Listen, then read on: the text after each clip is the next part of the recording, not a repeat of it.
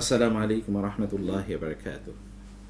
বিসমিল্লাহ ওয়াসসালাতু ওয়াসসালামু আলা রাসূলিল্লাহ ওয়া আলা আলিহি ওয়া আসহাবিহি ওয়া মাওয়ালা, আম্মা বা'দ। ফাআউযু বিল্লাহি মিনাশ শাইতানির রাজীম। বিসমিল্লাহির রাহমানির রাহিম। ওয়া মা উমিরু ইল্লা লিয়া'বুদুল্লাহা মুখলিসিনা লাহুদ-দ্বীন। আল্লাহ তাআলা শুকর আদায় করছি, তিনি আমাদেরকে আজকের অত্যন্ত গুরুত্বপূর্ণ এই সেশনে জয়েন করার তৌফিক দান করেছেন, এবং এই কারণে বলি আলহামদুলিল্লাহ। রাসূলুল্লাহ সাল্লাল্লাহু আলাইহি ওয়াসাল্লামের উপর দরুদ এবং সালাম বর্ষিত হোক। আল্লাহুম্মা সাল্লি ওয়া সাল্লিম ওয়া বারিক আলা নাবিয়িকা মুহাম্মদ। আল্লাহুম্মা সাল্লি আলাইহি, আল্লাহুম্মা বারিক আলাইহি। সাউন্ড সিস্টেম কই? ও, এখানে। সম্মানিত ভাইরা এবং বোনেরা, আল্লাহ তাআলা আমাদের হজের যেই নিয়ত আমরা করেছি, আল্লাহ তাআলা এই নিয়তের মধ্যে বারাকা দান করুন, কবুল করে নিন, এবং আল্লাহ সুবহানাহু ওয়া তাআলা আমাদের জন্য সহজ করে দিন। আমাদের সবগুলো কাজ যেন আমরা যথেষ্ট সময়ে আঞ্জাম দিতে পারি, আল্লাহ তাআলা সেই তৌফিক দান করুন। আমাদেরকে শারীরিক সুস্থতা দান করুন, আমাদের ঈমানের সুস্থতা আল্লাহ তাআলার কাছে চাই। আল্লাহুম্মা ইন্নী আসআলুকাল হুদা ওয়াত তুকা ওয়াল আফাফা ওয়াল গিনা। اللهم آت نفوسنا تقواها وزكها أنت خير من زكاها أنت وليها ومولاها. اللهم رب السماوات السبع ورب الأرض ورب العرش العظيم، ربنا ورب كل شيء، فالق الحب والنوى ومنزل التوراة والإنجيل والفرقان. أعوذ بك من كل شيء أنت آخذ بناصيته. اللهم أنت الأول فليس قبلك شيء، وأنت الآخر فليس بعدك شيء، وأنت الظاهر فليس فوقك شيء، وأنت الباطن فليس دونك شيء. اقض عنا الدين وأغننا من الفقر. اللهم بعلمك الغيب وقدرتك على الشهادة. اللهم أحيني إذا علمت الحياة خيرا لي، وتوفني إذا علمت الوفاة خيرا لي. اللهم إني أسألك خشيتك في الغيب والشهادة، وأسألك كلمة الحق في الغضب والرضا، وأسألك القصد في الفقر والغنى، وأسألك نعيما لا ينفض وقرة عين لا تنقطع، وأسألك الرضا بعد القضاء، وأسألك برد العيش بعد الموت، والشوق إلى لقائك، والنظر إلى وجهك الكريم، والشوق إلى لقائك في غير ضراء مضرة ولا فتنة مضلة. اللهم إني أسألك العفو والعافية والمعافاة في الدنيا والآخرة. اللهم إني أسألك العفو والعافية في ديني ودنيا وأهلي ومالي. اللهم استر عوراتي وآمن روعاتي. اللهم احفظني من بين يدي ومن خلفي وعن يميني وعن شمالي ومن فوقي، وأعوذ بعظمتك أن أغتال من تحتي. اللهم أنت ربي لا إله إلا أنت، خلقتني وأنا عبدك، وأنا على عهدك ووعدك ما استطعت. أعوذ بك من شر ما صنعت، وأبو لك بنعمتك علي، أبو بذنبي فاغفر لي فإنه لا يغفر الذنوب إلا أنت. اللهم لك الحمد، اللهم لك الحمد. اللهم إني أسألك بأن لك الحمد، لا إله إلا أنت المنان، بديع السماوات والأرض، يا ذا الجلال والإكرام، يا حي يا قيوم. اللهم اقسم لنا من خشيتك ما تحول به بيننا وبين معصيتك، ومن طاعتك ما تقربنا به جنتك، ومن اليقين ما تهون به علينا مصائب الدنيا، ومتعنا بأسماعنا وأبصارنا وقواتنا ما أحييتنا، واجعلها الوارث منا، واجعل ثأرنا على من ظلمنا، وانصرنا على من عادانا، ولا تجعل الدنيا أكبر همنا ولا مبلغ علمنا، ولا تسلط علينا من لا يخافك ولا يرحمنا. اللهم بك أصبحنا وبك أمسينا وبك نحيا وبك نموت وإليك النشور. اللهم إني أصبحت أشهدك وأشهد حملة عرشك وملائكتك وجميع خلقك أنك أنت الله لا إله إلا أنت وحدك لا شريك لك، فلك الحمد ولك الشكر. اللهم عافني في بدني، اللهم عافني في سمعي، اللهم عافني في بصري، لا إله إلا أنت. اللهم إني أعوذ بك من الكفر والفقر، وأعوذ بك من عذاب القبر، لا إله إلا أنت. اللهم إنا نسألك حبك وحب من يحبك وحب كل شيء يقربنا إلى حبك. اللهم إنا نسألك الجنة وما قرب إليها من قول أو عمل، ونعوذ بك من النار وما قرب إليها من قول أو عمل. اللهم إني أسألك من الخير كله عاجله وآجله ما علمت منه وما لم أعلم، ونعوذ بك من الشر كله عاجله وآجله ما علمنا منه وما لم نعلم. آمين يا رب العالمين. সম্মানিত ভাইরা এবং বোনেরা, আমরা আপনাদের অনেকগুলো প্রশ্ন আছে সেই প্রশ্নগুলো, এবং আমরা নিজেরাও কিছু প্রশ্ন আপনাদের জন্য করেছি যেগুলো আপনাদের জানা প্রয়োজন। সেই প্রশ্নগুলো এখানে আমরা আজকে এক এক করে উপস্থাপন করার চেষ্টা করবো। আশা করি আপনার ধৈর্য ধরে শুনবেন, ছোট ছোট করে আমরা প্রশ্নগুলোর উত্তর দেওয়ার চেষ্টা করবো ইনশাআল্লাহ। এখানে অনেক ধরনের প্রশ্ন আমরা আপনাদের জন্য একত্রিত করেছি। কিছু প্রশ্ন আছে আকীদা, ফজিলত এবং মৌলিক ধারণা সংক্রান্ত, কিছু প্রশ্ন আছে সামর্থ্য, পরিবার এবং হজ উমরা শর্ত সংক্রান্ত, কিছু আছে সফর এবং মিকাত সংক্রান্ত, কিছু আছে ইহরাম সংক্রান্ত, কিছু আছে তালবিয়া সংক্রান্ত, এবং কিছু আছে তাওয়াফ, কিছু আছে সাই সংক্রান্ত, রয়েছে চুল কাটা এবং বা চুল ছোট করা, চুল মুন্ডানো ইত্যাদি সংক্রান্ত, এবং হজ বা উমরার সমাপ্তি কাজ, হজের মূল কার্যকলাপ নিয়ে আছে, কোরবানি এবং দাম নিয়ে আছে, বিশেষ কিছু প্রেক্ষাপট আছে বোনদের এবং ভাইদের, সেই প্রেক্ষাপটে মাসালা, মদিনা জিয়ারত, মক্কা জিয়ারত, সাধারণ আরও কিছু প্রশ্ন আছে। এগুলো সবগুলো আমরা একটি একটি করে একটু প্রশ্নগুলো উত্তর দেওয়ার চেষ্টা করছি। প্রথমত কথা হচ্ছে, প্রথম যে প্রশ্নটি তা হলো হজ ও উমরা করলে অভাব দূর হয়, এই কথার ব্যাখ্যা কি? আল্লাহ সুবহানাহু ওয়া তাআলা তিনি আমাদেরকে নির্দেশ প্রদান করেছেন সামর্থ্য থাকলে আমরা যেন হজ করি। ওয়ালিল্লাহি আলান নাসি হিজ্জুল বাইতি মান ইসতাতা ইলাইহি সাবিলা। রাসূলুল্লাহ সাল্লাল্লাহু আলাইহি ওয়াসাল্লাম বলেছেন, তাবিউ বাইনাল হজ্জি ওয়াল উমরাতি ফাইন্নাহুমা ইয়ানফিয়ানিল ফাকরা ওয়ায যুনুবা কামা ইয়ানফিল কির খুবাথাল হাদিদ। তোমরা হজ এবং উমরা একটির পর একটা করো। কেননা হজ এবং উমরা যদি পরপর তোমরা করো তাহলে এটি তোমাদের দারিদ্র এবং গুনাহগুলো তেমনিভাবে দূর করে দেবে যেমনিভাবে একটি হাঁপড়ের মধ্যে জংওয়ালা বা মরিচাওয়ালা কোনো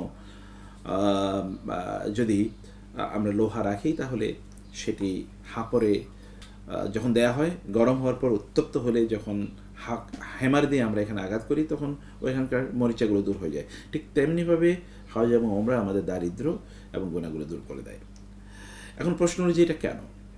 এক নম্বর উত্তর হচ্ছে যে আল্লাহ সুবহানাহু ওয়া তাআলা চাইলে সেটা করতে পারেন। দুই নম্বর বিষয় হচ্ছে যে আল্লাহ তাআলা কোরআনে বলেছেন এই জমিনের মালিক, সম্পদের মালিক, উত্তরাধিকার হচ্ছে ঈমানদাররা। ফলে আমরা যখন হজ বা উমরা করি তখন আমাদের ঈমানের সর্বোচ্চ লেভেলটা আমরা সেখানে প্রকাশ এবং প্রদর্শন করার চেষ্টা করি।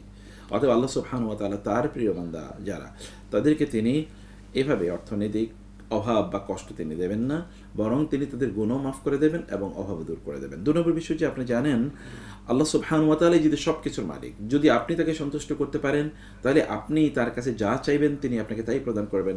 হজ এবং উমরায় এমন অনেক জায়গা আছে যেখানে দোয়া কবুলের জায়গা, সে কারণে সেখানে আপনি দোয়া করবেন রব্বানা আতিনা ফিদ দুনিয়া হাসানা এবং অন্যান্য দোয়াগুলো, ওয়াফিল আখিরাতি হাসানা। এর কারণে আল্লাহ সুবহানাহু ওয়া তাআলা দারিদ্র দূর করে দেবেন, কারণ দুনিয়ার কল্যাণ মানে হচ্ছে আপনার দারিদ্র না থাকা। এবং তৃতীয়ত হচ্ছে আমরা যখন এই সময়গুলোতে কেবলমাত্র আল্লাহ সুবহানাহু ওয়া তাআলার ইবাদতে নিজকে নিবেদিত রাখি তখন আল্লাহর দায়িত্ব হয়ে যায় আমাদের দায়িত্ব গ্রহণ করা। আল্লাহু ওয়া হুয়া ইয়াতাওয়াল্লাস সালিহিন, আল্লাহু ওয়ালিয়ুল্লাযীনা আমানু। আল্লাহ তাআলা হচ্ছেন ঈমানদারদের বন্ধু এবং তাদের দায়িত্ব আল্লাহ তাআলা তখন নেন। আমরা কিন্তু সফরের কথা বলি, আল্লাহুম্মা আনতাস সাহিবু ফিস সাফর ওয়াল খলিফাতু ফিল আহল। অতএব এরকম অসংখ্য কারণ আছে। এছাড়াও আপনি জানেন কোরআনে যখন আল্লাহ তাআলা বলেছেন আমরা যদি বেশি বেশি ইস্তেগফার করি আল্লাহর কাছে তাহলে আল্লাহ তাআলা আমাদের দারিদ্র দূর করে দেবেন, আমাদের দারিদ্র দূর করে দেবেন। আমরা তো সফরটা জুড়েই কেবল ইস্তেগফারই করি, তাওহীদের বার্তাই কেবল আমরা দেই। নবী রাসূলদেরকে আল্লাহ সুবহানাহু ওয়া তাআলা চাইলে, নবী রাসূল যদি চাইতেন তাহলে আল্লাহ তাআলা তাদেরকে পৃথিবীর বাদশা বানিয়ে দিতেন। যেমন রাসূলুল্লাহ সাল্লাল্লাহু আলাইহি ওয়াসাল্লামকে জিবরিল আলাইহিস সালাম এসে বলেছেন, তিনি বললেই উহুদ পাহাড়কে তার জন্য সোনায় পরিণত করে দেওয়া হবে। জিবরিল এসে তাকে বললেন, আপনি কি মানে বাদশা রাসূল হতে চান নাকি একজন আবদ নবী হতে চান, আল্লাহর অনুগত বান্দা এবং নবী? তিনি বলছেন আল্লাহর অনুগত বান্দা এবং নবী হতে চাই, আমি এটাকে চয়েস করছি। তো এ কারণে এখানে যদি আমরা হজ এবং উমরা করি, যদি আমাদের দৃঢ় বিশ্বাস থাকে তাহলে আল্লাহ তাআলা এর কারণে দারিদ্র দূর করে দেবেন ইনশাআল্লাহ। এরপরে প্রশ্ন হচ্ছে যে রমাদানে উমরার ফজিলত কি? রাসূলুল্লাহ, আচ্ছা ঠিক আছে করে দিচ্ছি।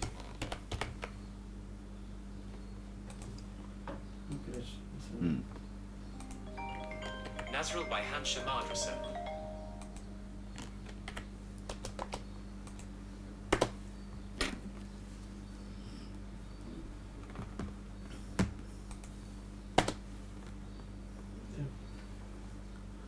জি। তো এখানে এরপরে যেই দ্বিতীয় প্রশ্নটি হচ্ছে রমাদানে ওমরার ফজিলত কি? রাসূলুল্লাহ সাল্লাল্লাহু আলাইহি ওয়াসাল্লাম বলেছেন, ফাইন্না উমরাতান ফি রমাদানা তা'দিলু হাজ্জাতান মাই।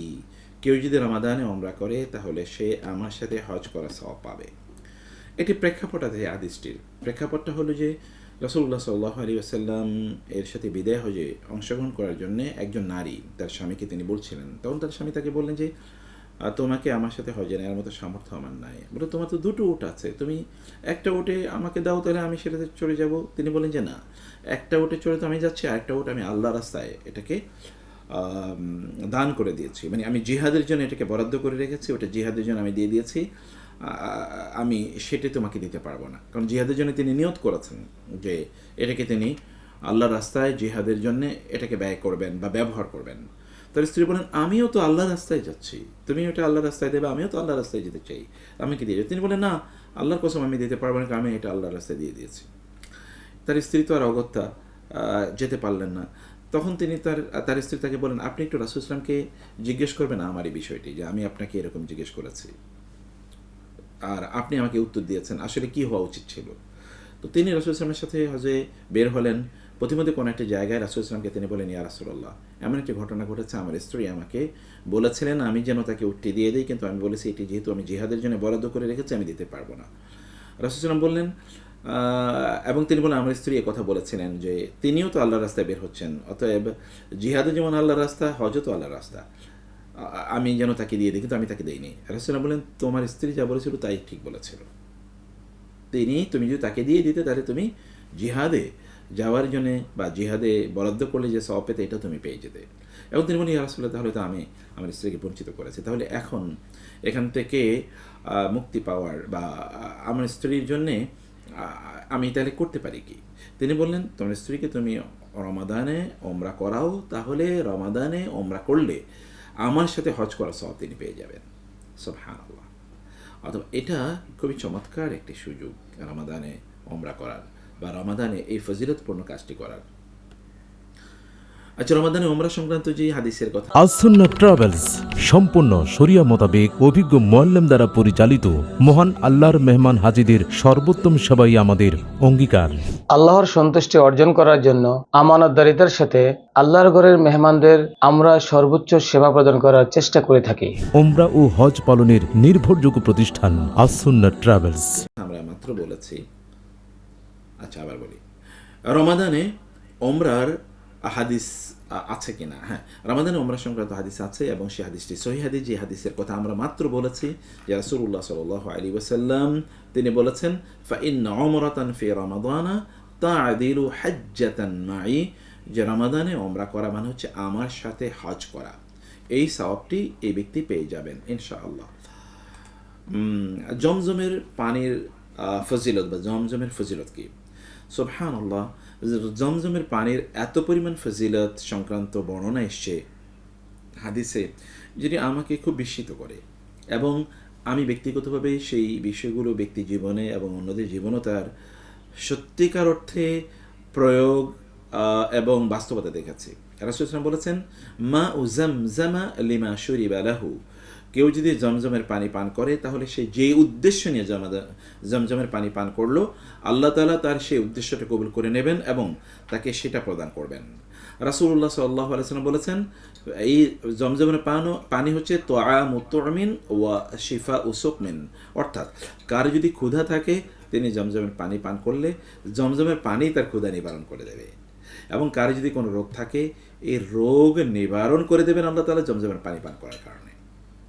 বহু মানুষের এরকম অসংখ্য স্টোরি আছে, মানে তাদের ঈমানের কারণে, আল্লাহ সুবহানাহু ওয়া তাআলার উপর তাদের তাওয়াক্কুলের কারণে, আল্লাহর কাছে তাদের ব্যাপক পরিমাণ কাকুতি মিনতি করে এবং আকুতি মিনতি করে প্রচণ্ড মনোযোগের সাথে আল্লাহর কাছে চাওয়ার কারণে রমাদানের পানির বারাকায় বদৌলতে আল্লাহ সুবহানাহু ওয়া তাআলা তাদের যেই রোগ আছে অথবা সংকট আছে এগুলো আল্লাহ তাআলা দূর করে দিয়েছেন। তো আমরাও আপনাদেরকে বলবো যে আপনারা যখন হজ বা উমরা করতে যাবেন অথবা যদি আপনারা জমজমের পানি পান, তাহলে আল্লাহ সুবহানাহু ওয়া তাআলা এই জমজমের পানির বারাকায় আপনাদের সমস্যা সংকট ভেতরগত যে রোগ আছে সে রোগগুলো শারীরিক রোগ অথবা মনস্তাত্ত্বিক বা মানসিক বা ইমানি বা স্পিরিচুয়াল আধ্যাত্মিক রোগ হোক না কেন, আল্লাহ তাআলা এগুলো দূর করে দেবেন ইনশাআল্লাহ।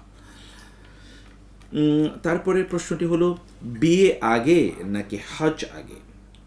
দেখুন, বিয়ে তো সবার জন্য ফরজ না, আবার হজ সবার জন্য ফরজ না, অতএব প্রত্যেকটারই আলাদা প্রেক্ষাপট আছে। যদি এমন হয় যে আপনি বিয়ে না করলে, কোনো একজন ব্যক্তি বিয়ে না করলে তিনি বড় ধরনের ফিতনায় পড়ে যাওয়ার সম্ভাবনা আছে, তাহলে তিনি বিয়ে করবেন। বিয়ে তার জন্য করা ফরজ, কারণ তার দ্বীন রক্ষা করতে হবে। রাসূলুল্লাহ বলেছেন যে তোমরা বিয়ে করো, কারণ ফাইন্নাহু মানে তখন কি হয়েছে, এটা হচ্ছে দ্বীনের অর্ধেক। এবং হাদিসের পরের অংশে এসছে কোনো একজন ব্যক্তি যখন বিয়ে করে তখন ইস্তাকমালা নিসফা দীনিহি বা আকমালা নিসফা দীনিহি, তখন সে তার দিনের অর্ধেক পূর্ণ করে, বাকি অর্ধেক যে সে যেন এবার ফালিয়াত্তাকিল্লাহ ফি নিসফিল বাকি, আর বাকি অংশ যে দিনের অর্ধেক পূর্ণ হয়ে গেছে বিয়ের কারণে, আর বাকি অর্ধেকে সে যেন আল্লাহ তাআলাকে ভয় করে, তাই না? রাসূলুল্লাহ সাল্লাল্লাহু আলাইহি ওয়াসাল্লাম বলেছেন কেউ যদি বিয়ে করে তাহলে তার চক্ষু এবং তার চরিত্র ঠিক থাকে। আল্লাহ তাআলা বলেছেন ওয়ানকিহুল আয়ামা মিনকুম ওয়াস-সালিহিনা মিন ইবাদিকুম ওয়া ইমাইকুম, মানে এটা কিন্তু বিয়ের কারণে কিন্তু ব্যক্তি তার চরিত্র উত্তম হয়, সুন্দর হয়। তো ফলে বিয়ে করা ছাড়া তিনি যদি চরিত্র ঠিক করতে না পারেন বা চরিত্র তার নষ্ট হয়ে যাওয়ার সম্ভাবনা থাকে, তাহলে তিনি আগে বিয়ে করবেন। এমনকি আমরা জানি যে বিয়ের জন্য জাকাতের টাকাও কিন্তু দেওয়া যায় আছে, মানে কোনো একজন ব্যক্তি বিয়ে করতে পারছেন না, তার সামর্থ্য নাই, তখন তাকে জাকাতের টাকা দেওয়া যায়। তো আর দ্বিতীয়ত হচ্ছে যে যদি এমন হয় যে তার বিয়ের না করলে তিনি ফিতনায় পড়বেন না, কিন্তু তার অর্থনৈতিক সামর্থ্য আছে, শারীরিক সামর্থ্য আছে, তাহলে তাকে হজ করা তার জন্য ফরজ, তিনি আগে হজ করবেন। আমরা দুটো সমন্বয় করে এটা বলতে চাই যে যুবক বয়সে, যুবতী বয়সে, যৌবনে আপনার হজ করুন যদি আপনাদের সামর্থ্য থাকে ইনশাআল্লাহ। ঋণ থাকলে হজ করবেন কিনা? ঋণ তো অনেক ধরনের ঋণ থাকে, যেমন ধরুন যারা ব্যবসা বাণিজ্য করে তাদের ঋণ আছে, আবার ব্যক্তিগত ঋণ আছে। যদি কোনো একজন ব্যক্তির ঋণ থাকে তাহলে তার ঋণ পরিশোধ করা তার জন্য ফরজ, বাধ্যতামূলক।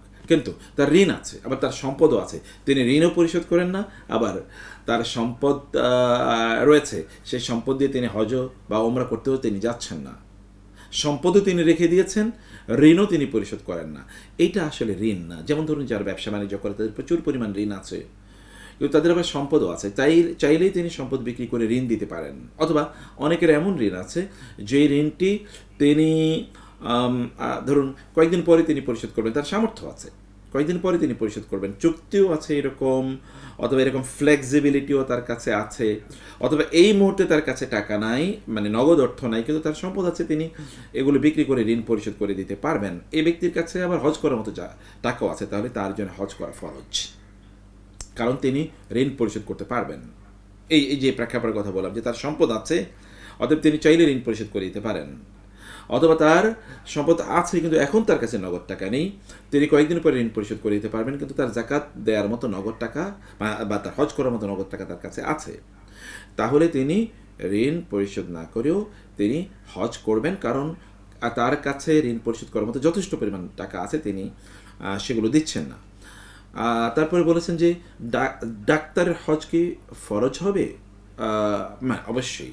যেমন ধরুন কোথাও সেবা করার জন্য কেউ, কোনো ডাক্তার গিয়েছেন, হাজিদের সাথে তিনি হাজিদের সেবা করবেন এ কারণে তিনি গিয়েছেন, এর মধ্যে তিনি হজও করেছেন, তাহলে হজ হবে কিনা? অবশ্যই হবে, হজ তো তিনি করেছেন। হজ মানে কি? হজ মানে হচ্ছে মক্কার যে সকল গুরুত্বপূর্ণ জায়গাগুলো আছে সেখানে তার উপস্থিত, যেমন ধরুন বাইতুল্লাহ চারপাশে তাওয়াফ করা, সাফা মারা, সাই করা, মেকাত থেকে তাকে এহরাম করে যাওয়া, আরাফাতে উপস্থিত হওয়া, তাই না? এই যে কাজগুলো, হজের যে ফরজগুলো আছে, এগুলো কেউ যদি সম্পাদন করে তাহলে তার হজ হয়ে যাবে। অতএব হজ করা, এমনকি যেমন ধরুন কোনো ব্যক্তির সামর্থ্য নাই, ফর এক্সাম্পল কেউ, তিনি কি করেছেন? হজ করেছেন, সামর্থ্য নাই তার, হজ করেছেন তিনি, এরপরে তার সামর্থ্য হয়েছে, তখন তিনি কি করবেন? আরেকবার হজ করবেন না? হজ তো জীবনে একবার ফরজ। অনেকে গিয়েছেন না ওইখানে, ধরুন তারা চাকরি করতে গিয়েছেন, কিন্তু এর মধ্যে তারা হয়তো বা হজ করার একটা সুযোগ তার কোম্পানি তাকে দিয়েছে, তখন তার আর সামর্থ্য ছিল না, পরে তার সামর্থ্য হয়েছে, অনেক টাকা পয়সা হয়েছে, তিনি কি আবার নতুন করে হজ করা ফরজ? না, হজ জীবনে একবারই ফরজ, তার হজ হয়ে গেছে, কিন্তু তিনি আবার প্রতি 5 বছর পর পর হজ করতে যাবেন, কারণ এটি সহিহ হাদিসে এসে আল্লাহ তাআলা বলেন, বান্দা আমি তোমাকে সামর্থ্য দিয়েছিলাম শারীরিক এবং অর্থনৈতিক, তুমি কেন 5 বছর পর পর আমার ঘর জিয়ারত করতে আসলা না? সেটি করা উত্তম ইনশাআল্লাহ। মাহরাম ছাড়া উমরা, বা হজ করা যায় কিনা। আপনি জানেন যে হাদিসে এসে রাসূলুল্লাহ সাল্লাল্লাহু আলাইহি ওয়াসাল্লাম বলেছেন, ওয়ালা তুসাফিরান্নাল মারআতু ইল্লা মা'a যি মাহরামিন, অথবা আর বর্ণনায় বিভিন্নভাবে এই কথা এসছে যে কোনো একজন নারী তিনি সফর করবেন না তার সাথে যদি মাহরাম না থাকে, তিনি সফর করবেন না। সফর, হজের এই যাত্রাটি তার যদি সফরের অন্তর্ভুক্ত হয়, যেমন তিনি মক্কার অধিবাসী না, বরং যেখানে 48 মাইল অতিক্রম করে যেতে হয় এবং সেখানে লম্বা একটা সময় জুড়ে তাকে সফর করতে হবে, এটা যদি হয় তাহলে অবশ্যই একজন মাহরাম তার সাথে থাকতে হবে। যদিও কেউ কেউ অধুনা ওই হাদিসটির বরাত দেন যেখানে রাসূলুল্লাহ সাল্লাল্লাহু আলাইহি ওয়াসাল্লাম বলেছেন একজন ওটের উপর আরোহণকারিণী একজন নারী সানা থেকে হাজারা মাউত এতটুকু পর্যন্ত, অথবা সেখান থেকে তারা বাইতুল্লাহ পর্যন্ত আসবে এবং বাইতুল্লাহ জিয়ারত করবে, কিন্তু তার দিকে কোনো মানুষ চোখ তুলে তাকাবে না, এতটা নিরাপদ তখন পথ থাকবে বা তাদের সফর হবে। রাসূল সাল্লাল্লাহু আলাইহি ওয়াসাল্লাম ইঙ্গিত করেছেন এমন একটা সময় যখন প্রচণ্ড নিরাপত্তা থাকবে, কোনো রাস্তায় কোনো ধরনের মানে নারীরা তারা কোনো ধরনের টিজিংয়ের শিকার হবে না, অথবা তাদের কোনো সমস্যা হবে, সংকট হবে, এরকম কোনো অবস্থা হবে না, এমন একটা সময়ের কথা বলেছেন রাসূলুল্লাহ সাল্লাল্লাহু আলাইহি ওয়াসাল্লাম। বলেছেন তখন এরকম নারী তিনি সফর করবেন, তখন তো তার সাথে মাহরাম থাকবে এরকম কোনো কথা রাসূল সাল্লাল্লাহু বলেন না। কেউ কেউ এর উপর ভিত্তি করে কথা বলতে চান, কিন্তু আমরা স্পষ্ট করে বলতে চাই যে এই হাদিসের প্রেক্ষাপট হচ্ছে মানে কোনো একটা সময় চারিদিকে এরকম সিকিউরিটি ছড়িয়ে পড়বে, সেটা বোঝানোর জন্য রাসূল সাল্লাল্লাহু কথা বলেছেন। তাদের শরিয়া এর নতুন আরেকটি তিনি কথা বলেন নাই যে মাহরাম ছাড়াও কে সফর করবে, অতএব একজন নারীকে মাহরাম নিয়েই সফর করতে হবে ইনশাআল্লাহ। স্বামীর অনুমতি ছাড়া ওমরা বা সফর বা হজ করা যাবে কেন? না, স্বামীর অনুমতি, একজন নারী তার সফরের জন্য স্বামীর অনুমতি লাগবে, এটা তার জন্য ফরজ। এমনকি তিনি যদি তার ঘর থেকে অন্য কোথাও, যেমন তার বাবার বাড়িতে তিনি বেড়াতে যেতে চান কিন্তু তার স্বামী তাকে অনুমতি দেন না, তাহলে তিনি যেতে পারবেন না। কিন্তু তার বাবা বা আত্মীয় স্বজনের সাথে তিনি সম্পর্ক রক্ষা করবেন, কিন্তু অনুমতি না নিলে তিনি যেতে পারবেন না। কারণ একটা জায়গায় কেউ বলবেন এরকম, এটা কি মানে দাসত্বের জীবন? না, এটা দাসত্বের ইস্যু না, এটা একটা শৃঙ্খলার ইস্যু। যেমন ধরুন আমরা কোথাও চাকরি করি, কোনো একটা কর্পোরেট হাউসে, কোনো একটা ব্যবসায়িক হাউসে বা কোনো একটা জায়গায় আমরা কাজ করি, সেখানে কি আমরা আমাদের মতো করে বের হতে পারি? না, আমাদের কিন্তু নির্ধারিত সময় থাকে, আপনি এতটুকু পর্যন্ত এখানে থাকবেন, এতটুকু থেকে এখানে বের হবেন। যদি এটা না করা হয় তাহলে তো এটা কোনো শৃঙ্খলা থাকবে না, প্রত্যেকের মানে দায়িত্ব আলাদা দেওয়া থাকে যে এতটুকু এরকম। অতএব এটা একটা পারিবারিক শৃঙ্খলার ইস্যু, এর বাইরে কোনো কিছু না। কোরআন আল্লাহ তাআলা এই কথাই বলেছেন, আর রিজালু কাওয়ামুন আলান নিসা, মানে নারীদের দায়িত্বশীল হচ্ছেন পুরুষরা, তাদের পরিচালনা করা এবং তাদের যত প্রয়োজন আছে সেই প্রয়োজনগুলো পূর্ণ করা, এই দায়িত্বটি আল্লাহ তাআলা পুরুষদেরকে দিয়ে দিয়েছেন। আচ্ছা, এরপরে যেই প্রশ্নটি আমরা দেখছি, তারপরের প্রশ্নটি হলো ঋণগ্রস্ত ব্যক্তির ওমরা। আমরা এই কথা মাত্র বলেছি যে কোনো একজন ব্যক্তির ঋণ যদি এমন পর্যায়ের থাকে যে তার ঋণটি পরিশোধ করার মতো সামর্থ্য তার আছে, ঋণ পরিশোধ করার মতো সামর্থ্য তার আছে, এটা এখন হোক বা একটু পরে হোক তিনি এই ঋণ পরিশোধ করতে পারবেন, তাহলে সে ব্যক্তি ওমরা করতে পারবেন, কোনো সমস্যা নেই ইনশাআল্লাহ। তারপরে প্রশ্নগুলো হচ্ছে সফর এবং মিকাত সংক্রান্ত। প্রশ্ন করেছেন যে বাংলাদেশ থেকে ওমরায় যেতে কোথায় এহরাম বাঁধতে হবে? ওমরা হোক বা হজ হোক, বাংলাদেশ থেকে মিকাত হলো ইয়ালাম নামক একটি জায়গা, ইয়ালামলাম, এটি হচ্ছে জেদ্দার একটু আগে। ফলে আমরা যদি আকাশ পথে যাই তাহলে এই মিকাতটি আমরা ফিজিক্যালি মিকাতের কাছে আমরা যাব না, মানে সেখানে আমরা ফিজিক্যালি অংশগ্রহণ করতে পারি না, কারণ আমরা উপরে দিয়ে যাচ্ছি। তো সেই ক্ষেত্রে আমরা যখন প্লেনে থাকি ঠিক তার আধা ঘন্টা আগে প্লেনের ক্রুরা তারা বলে দেয় যে এখন থেকে আধা ঘন্টা পরে আপনারা মিকাত অতিক্রম করবেন, অতএব আপনারা এহরামের জন্য প্রস্তুতি নিয়ে নেন। এই কারণে আমাদেরকে মানে জেদ্দার প্রায় আধা ঘন্টা বা 40 মিনিট আগে আমাদেরকে কথা বলা হয়, তখন ওই জায়গাটিতে আমরা এহরাম করব। আর যদি এটা হচ্ছে যারা বাংলাদেশ থেকে যান, এই মানে প্লেনে বাংলাদেশ থেকে যাচ্ছে, কিন্তু যদি অন্য কোনো অঞ্চল থেকে আসেন তাহলে সেটা আবার ভিন্ন জায়গা, যেমন মদিনা থেকে আসার জন্য একটা মিকাত আলাদা, ইরাক থেকে আলাদা, কেউ যদি তায়েফ থেকে যায় তাহলে এই অঞ্চলে আলাদা, আবার মক্কাবাসীদের জন্য মিকাত আছে আলাদা। মক্কাবাসীদের জন্য মিকাত মানে হচ্ছে যারা মক্কায় বসবাস করছেন, এখানকার স্থায়ী বাসিন্দা, অথবা এখানে তারা বসবাস করতে যাচ্ছেন। যেমন আমরা হজ যখন করি তখন কিন্তু আমরা মিকাতে মানে বাইরে গিয়ে কিন্তু তখন আর আমরা কি করি না, আমরা তখন আর এহরাম করি না। তো হজের জন্য হাত্তা আহলু মক্কাতা মিন মক্কা, মক্কাবাসীরা তারা ভেতর থেকেই এহরাম করবে, যারা মক্কায় আছে। যেমন আমরা যখন হজ করি তখন কিন্তু আমরা ভেতর থেকে এহরাম করি, কিন্তু আমরা যখন ওমরা করতে যাচ্ছি অথবা হজ করার জন্য বাংলাদেশ থেকে নিয়ত করে যাই, তখন আমাদেরকে ইয়ালামলাম থেকে আমাদেরকে এহরাম করা লাগে। আর মক্কাবাসীরা যারা মক্কায় এমনিতে অবস্থান করছেন, তারা যদি ওমরা করতে চান তাহলে তারা এহরাম করবেন কোত্থেকে? এখান থেকে তারা বের হয়ে গিয়ে আশপাশে যেখানে হালাল এরিয়া আছে, যেমন জিয়ারানাতে অথবা ধরুন এই যে মসজিদে আয়েশা রাদিয়াল্লাহু তাআলা আনহা, এতটুকু জায়গায় গিয়ে তারপরে তারা এহরাম করে এসে ওমরা করে নেবেন ইনশাআল্লাহ। এতটুকু তারা করতে পারবেন ইনশাআল্লাহ। আসসালামু আলাইকুম আসসালাম। জি জি, এই কোশ্চেনে যে আমরা যে বইটা আর কি পড়তেছি, যে হজ এন্ড ওমরা যেটা দিছে, হ্যাঁ। এটাতে শায়খ ওই বলা আছে যে যখন আমরা জাহাজে যাব চিটাগাং হয়ে, তখন হচ্ছে যে ওই যে লাম পুর আর কি। আর যদি আমরা হচ্ছে যে বিমানে যদি যাই তাহলে হচ্ছে যে কর্নুল মানাজিল অথবা সাইলুল কাবির, ওই জায়গা থেকে মিকাত আর কি। আসাইলুল কাবির বা কার্নুল মানাজিল, যেটা এটা তো আমরা যখন তায়েফ থেকে আসবো তখন, আমরা তো আর তায়েফ থেকে যাচ্ছি না, আমরা তো যাচ্ছি প্লেনে। অতএব ওই কার্নুল মানাজিল অথবা যেটাকে আমরা বলছি আসাইলুল কাবির, এটা তায়েফ থেকে যারা যাবে তাদের জন্য এটা প্রযোজ্য। আপনারাও যাবেন যখন আপনার হজ বা ওমরা করতে যাবেন, যখন আপনারা তায়েফ সফর করবেন, তায়েফ সফরের পরে তায়েফ থেকে আসার সময় আমরা একটা ওমরা করি, কারণ একটা সুযোগ আছে, যেহেতু আমরা হারাম এরিয়া থেকে বের হয়ে গেছি, তখন আমরা ওই যে আসাইলুল কাবির অথবা কার্নুল মানাজিল ওই জায়গা হয়ে আমরা যাই। রাসূল সাল্লাল্লাহু আলাইহি ওয়াসাল্লাম যখন তায়েফ মানে যুদ্ধ যখন ছিল, তায়েফ থেকে যখন রাসূলুল্লাহ মক্কায় প্রবেশ করছিলেন, তখন তিনি আসলে ওই কার্নুল মানাজিল থেকে তিনি এহরাম করেছেন। অর্থাৎ আমরা তো কার্নুল মানাজিল অন্যদিকে, ওইখানে যাওয়ার কোনো সুযোগই নেই, আর আমরা যাচ্ছি প্লেনে, ওইখান থেকে আমাদেরকে সরাসরি জেদ্দা থেকে নিয়ে যাবে হচ্ছে আমাদের হোটেলে। অর্থাৎ আমরা ওইদিকে যাওয়ার কোনো সুযোগই নেই, আমাদেরকে ইয়ালামলাম যেটি ওইটাই আমাদের মানে মিকাত, কিন্তু তার আগে আমাদেরকে করতে হবে ইয়ালামলাম। এখন আমরা তো উপর দিয়ে যাচ্ছি, উপর দিয়ে যাওয়ার কারণে যখন ওই জায়গাটা আমরা উপর থেকে অতিক্রম করবো, তার আগে আমরা এহরাম এর নিয়ত করে ফেলবো, বুঝতে পেরেছেন? মানে ওই জায়গাটা অতিক্রম করার আগে। আর যদি আমরা শিপে যাই তাহলে তো ওইটা ফিজিক্যালি আমরা ওই জায়গাটা পাচ্ছি, ফিজিক্যালি যেহেতু আমরা পাচ্ছি না, উপর দিক থেকেই আমরা ওই জায়গাটা অতিক্রম করার আগেই, প্লেন ওই জায়গাটা অতিক্রম করার আগে আমাদেরকে এহরাম করতে হবে। এবং এই কারণে পরের প্রশ্নটি খুবই গুরুত্বপূর্ণ। যদি এমন হয় যে বারাকাল্লাহ ফিক, পরের প্রশ্নটি যে জিদ্দায় নেমে এহরাম বাঁধলে এহরাম হবে কি না। না, কেউ ধরেন এমন হয়েছে যে তিনি কি করেছেন, তিনি যেহেতু তিনি জেদ্দায় চলে গেছেন, তিনি করতে পারেন নাই, মানে তিনি ওই যে ইয়ালামলামে বা মিকাতের আগে তিনি এহরাম বাঁধতে পারেন নাই, তাহলে তার এহরাম হয় নাই।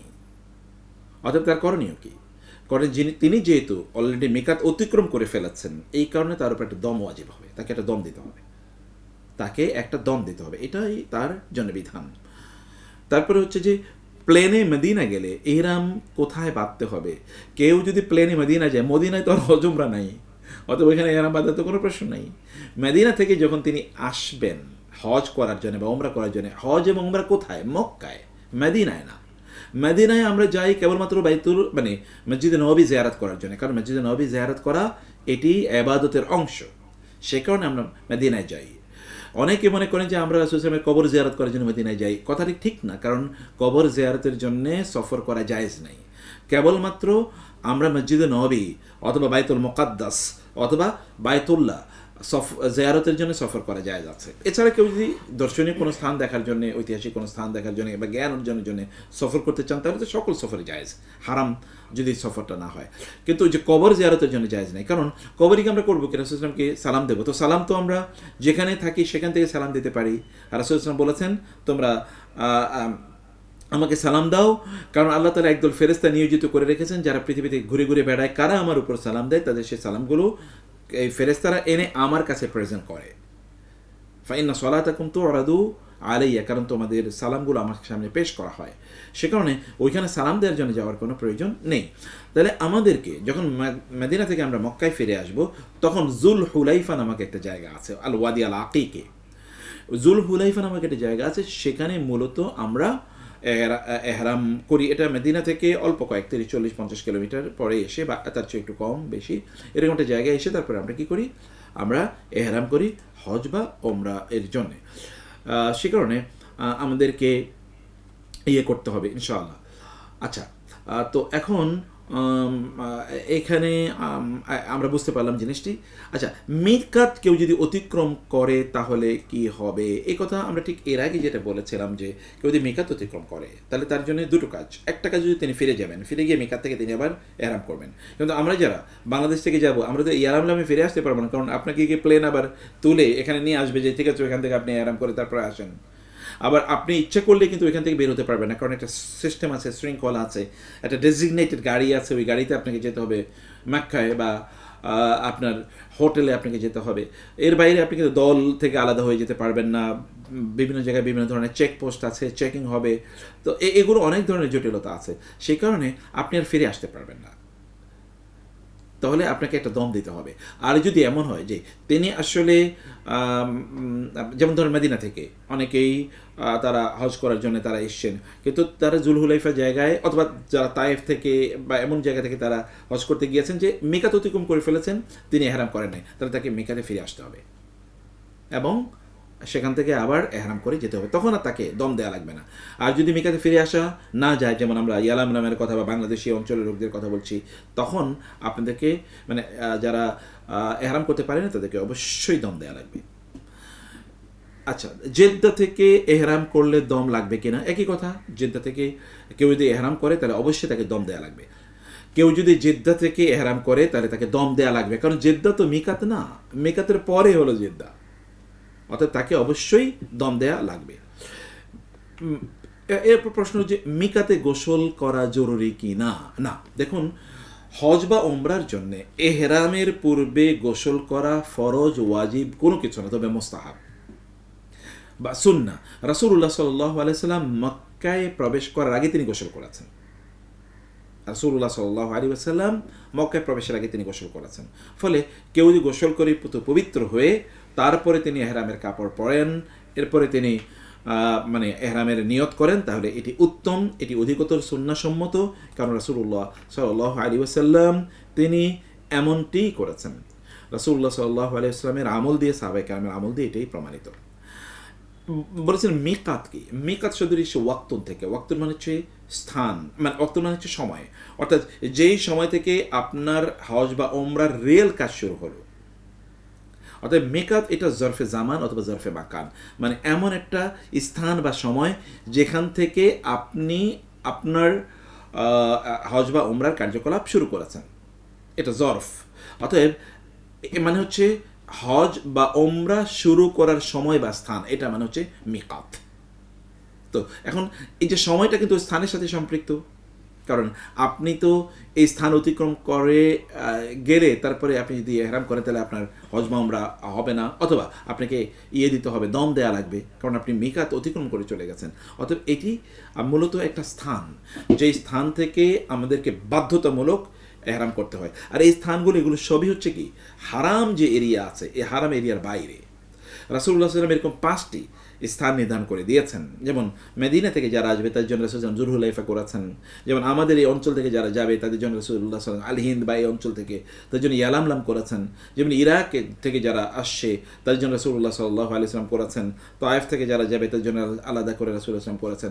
এইভাবে ইয়েমেন অঞ্চল থেকে যারা যাবে, মানে যে আমাদের এই অঞ্চল থেকে, তাদের জন্য রাসূলুল্লাহ সাল্লাল্লাহু আলাইহি ওয়াসাল্লাম আলাদা করে মিকাত নির্ধারণ করেছেন। এরকম 5টি মিকাতের কথা রাসূলুল্লাহ সাল্লাল্লাহু আলাইহি ওয়াসাল্লাম আমাদেরকে জানিয়ে দিয়েছেন। আচ্ছা, এরপর হচ্ছে যে এহরাম নিয়ে আপনারা বলছেন যে এহরাম খুলে ফেললে কি করণীয়, মানে কোনো একজন ব্যক্তি তিনি যদি এহরাম খুলে ফেলেন তাহলে তার করণীয় কি? একটা হচ্ছে যে এহরাম এর মধ্যে, মানে আমরা যখন এহরামের কাপড় পরি তখন আমাদের জন্য কিন্তু অনেকগুলো নিষিদ্ধ কাজ আছে। এর মধ্যে একটা নিষিদ্ধ কাজ হচ্ছে কোনো একজন ব্যক্তি তিনি তার এহরামকে, মানে পুরুষরা এহরামকে, মানে এহরামের কাপড় খুলে তারপরে তারা কোনো সেলাই কাপড় পরিধান করতে পারবেন না। অর্থাৎ সেলাই কাপড় তিনি যদি পরিধান করেন তখন তার এহরাম মাহজুরাতুল এহরাম, অর্থাৎ তিনি এহরামের যে নিষিদ্ধ কাজগুলো এরকম একটা কাজ করেছেন, তখন তার জন্য আবার ওই যে আলাদা করে দম তার জন্য ওয়াজিব হয়ে যাবে। কিন্তু তিনি যদি এমন হয় যে এহরামের কাপড় খুলে তারপরে তিনি উজু করেছেন বা গোসল করেছেন, এর মধ্যে তিনি আবার সেলাই করা কোনো কাপড় তিনি পরিধান করেন, তাতে কোনো সমস্যা নেই। এহরামের কাপড় তিনি খুলবেন, তিনি টয়লেটে যাবেন না, তিনি এটা খুলতে পারেন, কোনো সমস্যা নেই। এহরামের কাপড় খোলা জায়েজ আছে, এটা পুরুষদের জন্য বলছি। মহিলাদের জন্য তো তাদের ক্যাজুয়াল ড্রেসটাই তাদের এহরামের কাপড়, কোনো সমস্যা নেই। কিন্তু পুরুষরা তাদের ওই যে সাদা 2 খণ্ড কাপড়, সেলাইবিহীন কাপড়, এর বাইরে তিনি অন্য কোনো কাপড় পরতে পারবেন না। আর যদি তিনি এগুলো খুলে তিনি আরেকটা এহরামের কাপড় তিনি পরিবর্তন করেন, তাতে কোনো সমস্যা নেই, তিনি পরিবর্তন করতে পারবেন। এহরামের কাপড় না পরলে কি হবে? এহরামের কাপড় তো পরতে হবে, কারণ এটা তো তার জন্য পরা ফরজ। সেলাইবিহীন কাপড় তার জন্য পরা বাধ্যতামূলক। এটা যদি তিনি না করেন তাহলে তাকে আবার ওই যে তাকে দম ওয়াজিব হবে, তার জন্য দম প্রদান করতে হবে তাকে। এহরামের কাপড়ের পরিমাপ কি? এহরামের কাপড়ে কোনো পরিমাপ নাই, এরকম যে এত গজ হতে হবে, এতটুকু। 2 টুকরা কাপড় হবে, যেটাকে বলে ইজার এবং কামিজ।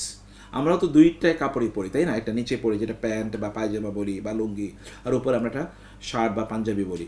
অতএব এই 2টো কাপড়ের বিপরীতেই মূলত এহরামের 2 টুকরো কাপড়, একটা হলো নিচে আর একটা হলো উপরে, কারণ নিচের অংশটা ঢেকে রাখে এবং উপরের অংশটা ঢেকে রাখে আলাদা করে। অতএব এটা আলাদা কোনো পরিমাপ নেই, বরং যে কোনো কাপড়ই 2 টুকরো কাপড় হলেই চলবে ইনশাআল্লাহ। এহরামের কাপড়ের রং কি হতে পারে? এহরামের কাপড়ের যে কোনো রং হতে পারে, মানে নারীদের জন্য তো যে কোনো রং, কিন্তু রংটা চকচকে যেন না হয়, এরকম যদি হয় তাহলে সেটা পুরুষদের দৃষ্টি আকর্ষণ করবে। আর পুরুষদের জন্য যে কোনো রঙের কাপড় হতে পারে, প্রেফারেবলি এটা উত্তম হলো সাদা কাপড় পরিধান করা। রাসূল সাল্লাল্লাহু আলাইহি ওয়াসাল্লাম তাই করেছেন। কিন্তু অন্য কোনো যদি এটা না হয়, মানে সেলাই করা না হয়, তাহলে অন্য কোনো রঙও হতে পারে, তাতে কোনো সমস্যা হবে না ইনশাআল্লাহ। এরম অবস্থায় গোসল কিভাবে করবে? এরম অবস্থায় গোসল করার জন্যে আপনি আপনার এহরামের কাপড়গুলো, আপনি ওয়াশরুমে ঢুকবেন, এহরামের কাপড়গুলো আপনি ঝুলিয়ে রাখবেন, গোসল করবেন, গোসল করে এরপরে আবার এহরামের কাপড় পরে নেবেন, কোনো সমস্যা নেই।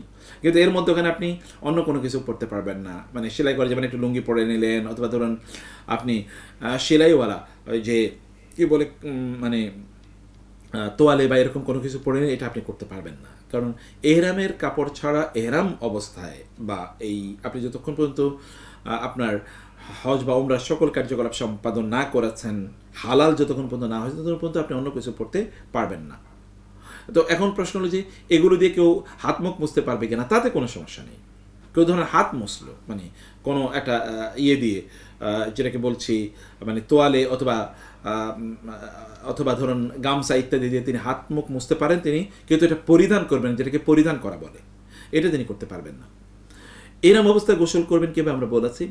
কখন এহরাম পড়তে হয়? এহরাম পড়তে হয় মানে এহরামের কাপড় কখন পড়তে হয়? এহরামের কাপড় পড়তে হয় বেসিক্যালি আমরা যখন মিকাত গিয়ে উপস্থিত হব, তখন সেখানে একটু ফ্রেশ হয়ে পবিত্র হয়ে তারপরে এহরামের কাপড় পরা, এটাই হলো নিয়ম। এরপরে তিনি পড়বেন না, কিন্তু এর আগে তিনি পড়তে পারবেন, কারণ এরপরে পড়লে তার এই যে দম তার জন্য ওয়াজিব হয়ে যাবে, কারণ তিনি তো এই মিকাত এহরাম ছাড়াও। আস-সুন্নাহ ট্রাভেলস সম্পূর্ণ শরিয়া মোতাবেক অভিজ্ঞ মুআল্লিম দ্বারা পরিচালিত, মহান আল্লাহর মেহমান হাজীদের সর্বোত্তম সেবাই আমাদের অঙ্গীকার।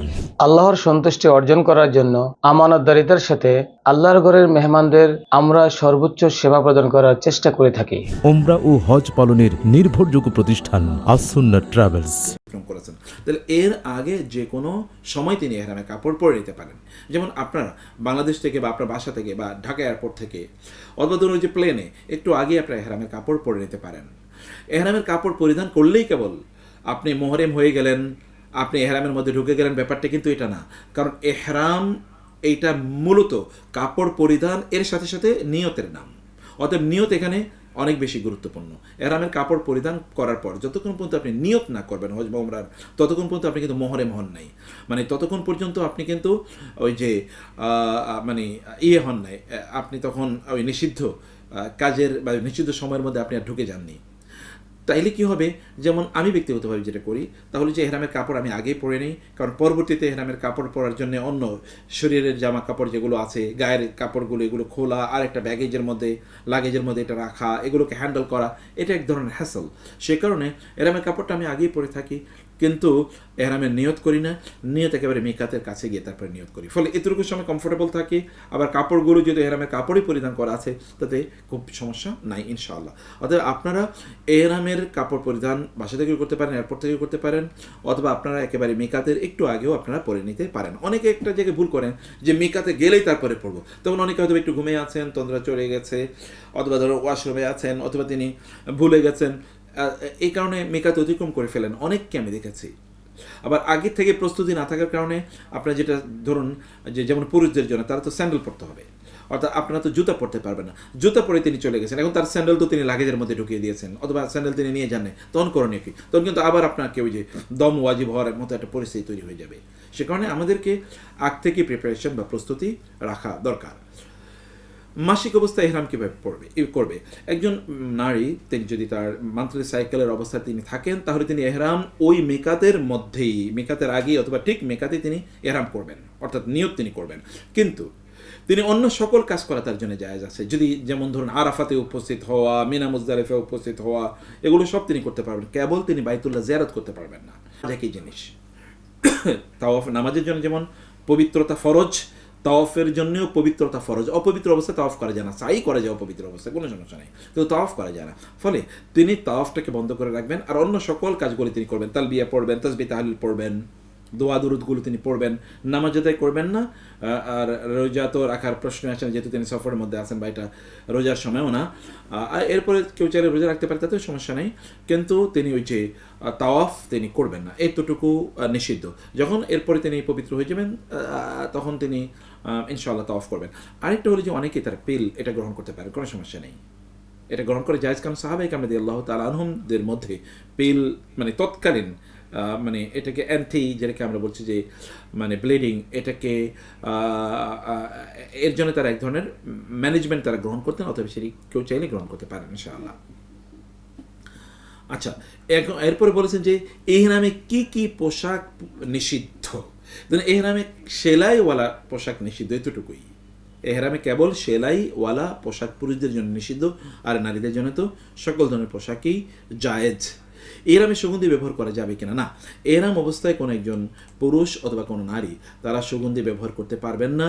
সুগন্ধি ব্যবহার করা তাদের জন্যে নিষিদ্ধ। রাসূলুল্লাহ সাল্লাল্লাহু আলাইহি ওয়াসাল্লাম এটি বলে দিয়েছেন যে তারা কোনো ধরনের জাফরান বা এরকম কোনো জিনিস তারা ব্যবহার করবেন না, কারণ এগুলো মাহজুরাতুল এহরাম, এহরামের নিষিদ্ধ কাজের অন্তর্ভুক্ত। কেউ যদি এই কাজটি করেন তখন তিনি এহরামের নিষিদ্ধ কাজগুলো করেন এবং তখন তাকে দম ওয়াজিব বা এরকম পেনাল্টি তার উপর তখন আরোপ হয়ে যাবে। এহরামের নামাজ আছে কিনা? এহরামের নামাজ বলতে সত্যি করতে কোনো নামাজ নেই। রাসূলুল্লাহ সাল্লাল্লাহু আলাইহি ওয়াসাল্লাম মদিনা থেকে যখন হজের উদ্দেশ্যে তিনি রওনা দিলেন, জোহরের নামাজ মসজিদে নববীতে আদায় করার পরে তারপরে তিনি সফর করা শুরু করে দিয়েছেন। এরপরে রাসূলুল্লাহ সাল্লাল্লাহু আলাইহি ওয়াসাল্লাম জুলহুলাইফা থেকে আবার তিনি ফরজ নামাজ আদায় করার পর এরপরে তিনি জুলহুলাইফা থেকে তিনি পরের দিনের জোহরের নামাজ ফরজ আদায় করার পরে তারপরে তিনি কি এহরামের কাপড় পরিধান করে তিনি নিয়ত অর্থাৎ তালবিয়া ডিক্লেয়ার করে তারপরে সফর শুরু করেছেন। ফলে এহরামের আগে আলাদা কোনো বা এহরামের কাপড় পরিধান করার পর আলাদা কোনো নামাজ নাই। কিন্তু আপনারা এহরামের কাপড়টা কখন পরবেন? এটা উত্তম হচ্ছে যদি ফরজ কোনো নামাজ আদায়ের পর যদি এহরামের কাপড় পরিধান করা যায় বা এহরামের নিয়ত করা যায় ফরজের পর, তাহলে এটা অধিকতর সুন্নাহ সম্মত। তারপর কেউ যদি মানে এটা করেন যে আমি মানে এহরামের কাপড় পরেছি, পরার আগে তিনি কি করেছেন? ওয়াশরুমে গিয়েছেন, গোসল করেছেন, অজু করেছেন, এরপরে এসে তিনি এহরামের কাপড় পরেছেন, তাইলে ওই যে গোসল করার বা অজু করার কারণে, গোসল মানে কি অজুর পর যে 2 রাকাত নামাজ যেটা তাহিয়াতুল উযু বলি, তাহিয়াতুল উযু তিনি পড়তে পারেন। তাইলে তিনি এহরামের পর যে আল্লাহ তাআলার কাছে দোয়া করার যে একটা সুযোগ আছে, সেই সুযোগ তার সালাতের মাধ্যমে তিনি হতে পারেন। এবং সালাদটি কিন্তু এখানে খুবই সহি পদ্ধতিতে, বিশুদ্ধ পদ্ধতিতে তিনি সালাত আদায় করলেন। এখানে কোনো মানে আরোপিত বা বেদাতি কোনো পদ্ধতি আর এখানে তখন থাকবে না ইনশাআল্লাহ। এহরামের কাপড় কাফন হিসেবে রাখা এটা কতটুকু শরিয়া বা বিধানসম্মত? আমরা অনেকেরই দেখতে পাই যারা হজ উমরা করেন তারা তাদের এহরামের কাপড়গুলো রেখে দেন, এগুলোকে কাফনের কাপড় হিসেবে তারা ব্যবহার করবেন। এই যে একটা কাজ, এটা কতটুকু শরিয়ার সম্মত? দেখুন, এই কাজটিতে শরিয়ার কোনো ভিত্তি নেই সত্যিকার অর্থে। কেন ভিত্তি নেই? কারণ এহরাম করলে কি কাপড়টা খুব পবিত্র হয়ে যায়? আর ওই এহরামের কাপড় কেউ যদি পরিধান করে তাতে কি তিনি জান্নাতে যাবেন? না। এটা বিধান কাদের সাথে প্রযোজ্য? যারা হজ বা উমরা করতে গিয়েছে। যেমন হজ করতে গিয়েছে, কিন্তু তিনি কোনো একটা হজে এই সফরে এহরামের কাপড় পরিধান অবস্থায় তিনি অ্যাক্সিডেন্ট করে তিনি মারা গিয়েছেন, তখন রাসূল সাল্লাল্লাহু আলাইহি ওয়াসাল্লাম বলেছেন তোমরা তাকে নতুন করে আর কাপড় পরিধান করানোর প্রয়োজন নেই। তার মুখ ঢাকবে না, তার মাথা ঢাকবে না, কারণ ফাইন্নাহু ইউবাসু ইয়াউমাল কিয়ামাতি মুলাব্বিয়ান, কারণ কিয়ামতের দিন সে তালবিয়া পড়তে পড়তে কবর থেকে উত্থিত হবে। এবং এটাই তার প্রমাণ যে তিনি আসলে হজ করতে গিয়েছিলেন, এতটুকুই প্রমাণ। এবং তিনি জান্নাতে চলে যাবেন ইনশাআল্লাহ, যে তার নিয়ত এবং ইখলাস যদি সব ঠিক থাকে। তো এখানে এ কারণে ওই কাপড় ওই ব্যক্তির জন্য প্রযোজ্য। যিনি ওই কাপড় পরে মারা গিয়েছেন, যেমন রাসূল সাল্লাল্লাহু আলাইহি ওয়াসাল্লামের সাথেই হজ করতে গিয়ে একজন মানে পাথরের সাথে মানে খেয়ে হোঁচট খেয়ে পড়ে গিয়ে তারপরে মারা গিয়েছেন, মাথায় আঘাত লেগেছে, তিনি মারা গিয়েছেন। এটা যদি হয় তাহলে তার জন্য প্রয়োজন। কিন্তু আমরা কবে হজ করলাম, উমরা করলাম, তারপরে এটা রেখে দিয়েছি, ওটা দিয়ে আমাদেরকে দাফন কাফন করা হবে, এর কোনো ভিত্তি নেই শরিয়ার, এবং এর কোনো ফজিলতও নেই। এটা পড়লেই যে তার কোনো লাভ হবে, কোনো লাভ নেই। আচ্ছা, এরামে শ্যাম্পু ব্যবহার করা যাবে কিনা? শ্যাম্পু সাবান কোনোটাই ব্যবহার করা যাবে না এরাম অবস্থায়, কারণ আপনাকে আল্লাহ তাআলা দেখতে চান যে আপনি খুবই নিরীহ অবস্থায় এবং উস্কো খুস্কো চুল নিয়ে, শরীরে আপনার ময়লা আবর্জনা, এই অবস্থায় আপনি আল্লাহর কাছে দাঁড়াচ্ছেন। এটা আল্লাহর কাছে খুবই প্রিয় একটা মুহূর্ত, যে একজন বান্দা এরকম একটা অবস্থায় আল্লাহকে পাওয়ার জন্য তিনি তার সব সুখ ছেড়ে দিয়েছেন, এমনকি তার শরীরে ময়লা পর্যন্ত পড়ে গেছে, তারপরে তিনি সাবান সুগন্ধি ব্যবহার করেন না, তিনি আল্লাহর পথে ছুটছেন।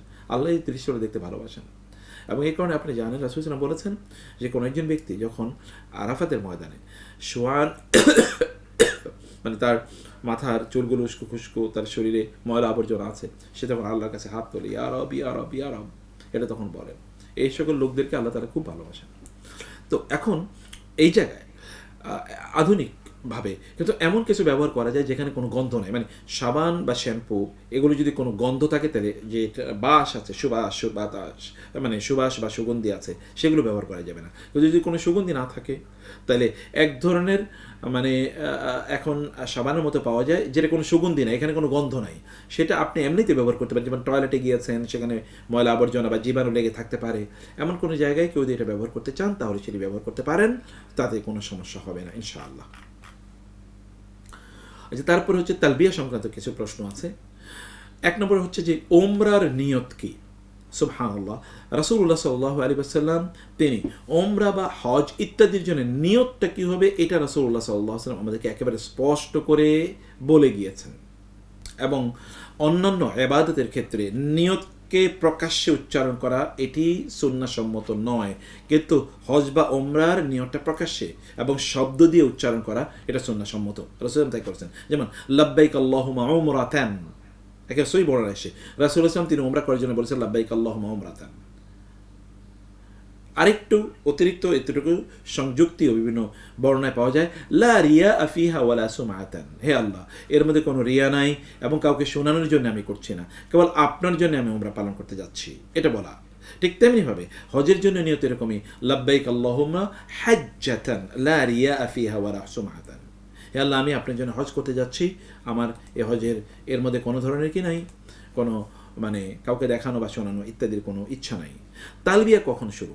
তালবিয়া শুরু যখন আমরা হজ বা ওমরা নিয়ত করব, নিয়তের সাথে, অতএব কাপড়ের সাথে এর কোনো সম্পর্ক নাই, কারণ আমরা বলছি কাপড় তো আমরা আগেই পরি।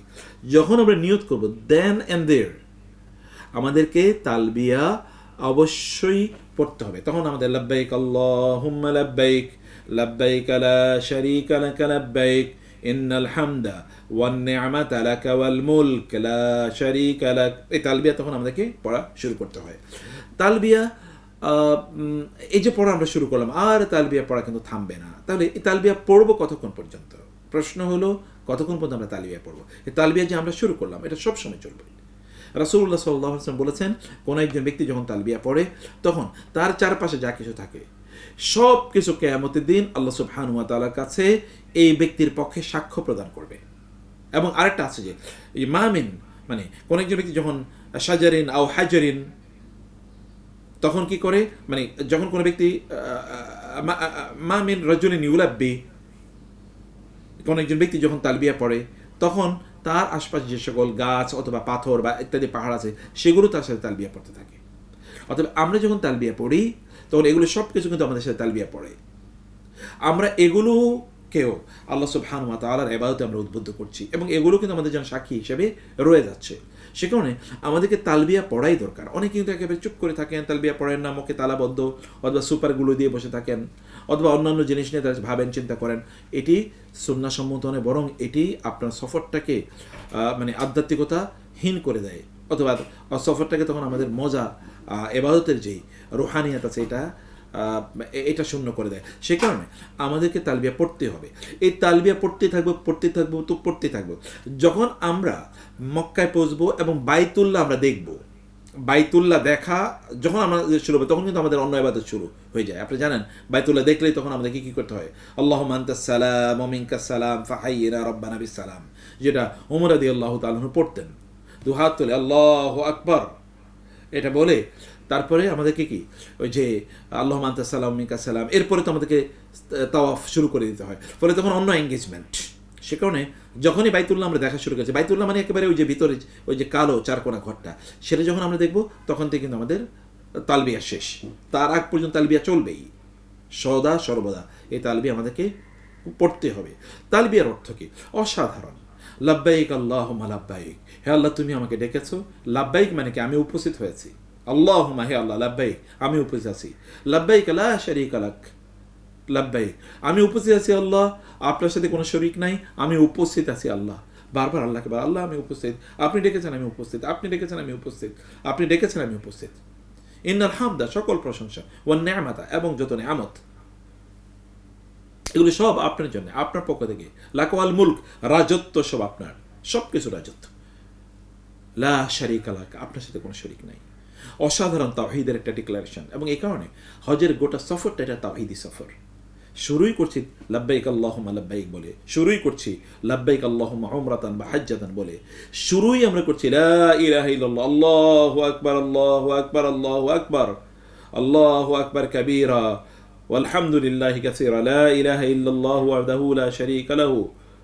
এই যে আমরা এগুলো বলছি, লাহুল মুলকু ওয়া লাহুল হামদু ওয়া আলা কুল্লি শাইইন কাদির, গোটা সফরটা তাওহীদের সফর। অতএব এই তালবিয়া আমাদেরকে কেবলমাত্র তা আমাদেরকে মানে ইয়ের মধ্যে আমাদের মধ্যে কেবল আল্লাহ সুবহানাহু ওয়া তাআলা এর একত্বের অনুভূতি আমাদের মধ্যে আল্লাহ তাআলা তৈরি করে দেন। আচ্ছা, বলেছেন যে তালবিয়ার কি বলেছেন, তালবিয়া মনে মনে পড়া যাবে কেন? দেখুন, মনে মনে পড়া যাবে, কিন্তু সাহাবায়ে কেরাম, রাসূল সাল্লাল্লাহু আলাইহি ওয়াসাল্লাম তারা তালবিয়া পড়েছে এরকম কোনো রেকর্ড নাই, বরং তারা আওয়াজ করে তালবিয়া পড়েছেন। এমনকি আয়েশা নারীরাও তারা কি আওয়াজ করে তার তালবিয়া পড়বেন। মুআবিয়া রাদিয়াল্লাহু তাআলা আনহু তিনি তাওয়াফ করছিলেন বাইতুল্লাহে, এমন সময় তিনি শুনলেন একজন নারীর একটু আওয়াজ শোনা যাচ্ছে তালবিয়া, বলেছে কে কে ইয়ে করছে? তখন তাকে বলো যে আয়েশা রাদিয়াল্লাহু তাআলা তিনি তালবিয়া পড়ছেন, তিনি এমনভাবে তালবিয়া পড়ছেন যে পাশে যিনি শুনছেন। অতএব নারীরাও একটু এমন আওয়াজ করে তালবিয়া পড়বেন যেন পাশে যিনি আছেন তিনি যেন একটু শোনেন। এতে তার ওই যে যেটা সৌতুল মারআতি আওরাত, নারীদের কণ্ঠ যেটা আওরাত, এটা এই ক্ষেত্রে প্রয়োজন ইনশাআল্লাহ, এক্ষেত্রে প্রয়োজন ইনশাআল্লাহ। অর্থাৎ নারীরাও একটু আওয়াজ করে পড়বেন, প্রত্যেকে আওয়াজ করে তারা তালবিয়া পড়বেন। এটা মনে মনে পড়ার জিনিস না, এটা মনে মনে পড়ার জিনিস না, বরং এটি আমাদেরকে একটু উচ্চস্বরেই পড়া দরকার ইনশাআল্লাহ। তো এরপরে আমাদেরকে আমরা তারপরে তাওয়াফ সংক্রান্ত কিছু প্রশ্ন আছে। আচ্ছা, তাওয়াফ সংক্রান্ত প্রশ্ন এবং অন্যান্য প্রশ্নগুলোর উত্তর আমরা পরের সেশনে দিই। আপনাদের এবার কোনো প্রশ্ন আছে কিনা বলুন, যে প্রশ্নগুলো আপনাদের আছে এরকম প্রশ্নের উত্তর দিই, বলুন প্লিজ।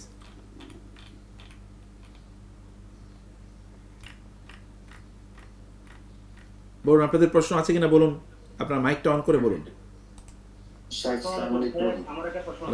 জি, একজন করে, একজন জি।